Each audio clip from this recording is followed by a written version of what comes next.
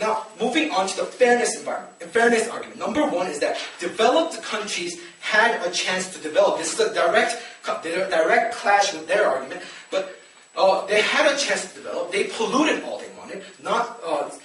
So now they're putting the blame on the other side. That is wrong and it's unfair, ladies and gentlemen, because second of all, it's a deprived chance of development for the developing countries, ladies and gentlemen. Everything they did goes to dust. And I would like to point out something about that plan, ladies and gentlemen. The countries that are so far developing, according to this wasn't clear in their plan, are they going to destroy the existing factories and come up with new carbon dioxide reducing factories, or are they just going to add new carbon dioxide producing, less carbon dioxide producing factories, agent? Well, both cases, there are detriments. In the first case, where they just destroy everything, it becomes a complete squander of the nations working so far. And secondly, if they just keep on, they just put in new factories, isn't that, then the problem itself isn't solved, because the old factories that are already polluting, there's nothing done about them, ladies and gentlemen. Now, moving on to my second point, that to show why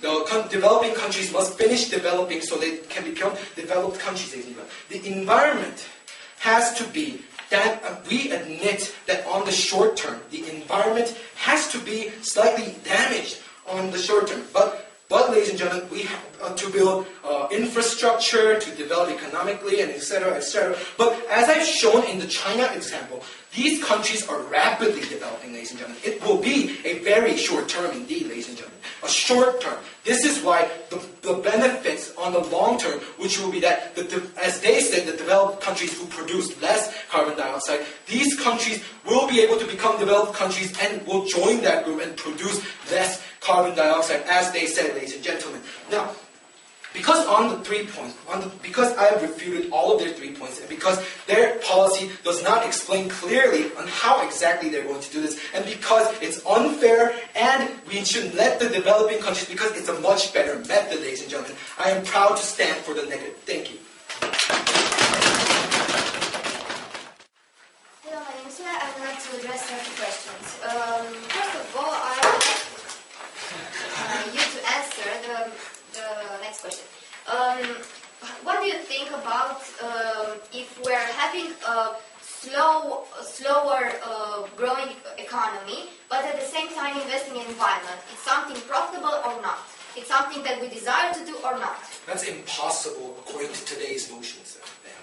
Why it's impossible? Because when in conflict, environment versus economy. Okay, so when in conflict, yes, we choose and invest in environment, but at the same time, the economy wouldn't stop, would raise, but the slower process.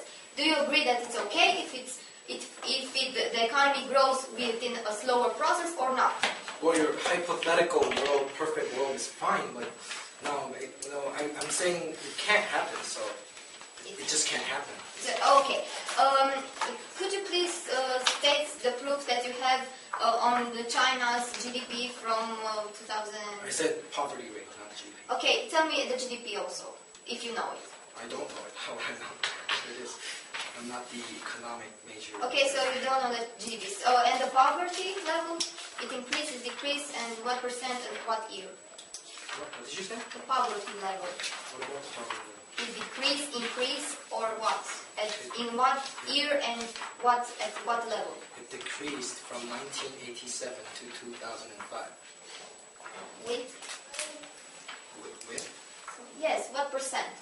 I just said, 67 to 2.5.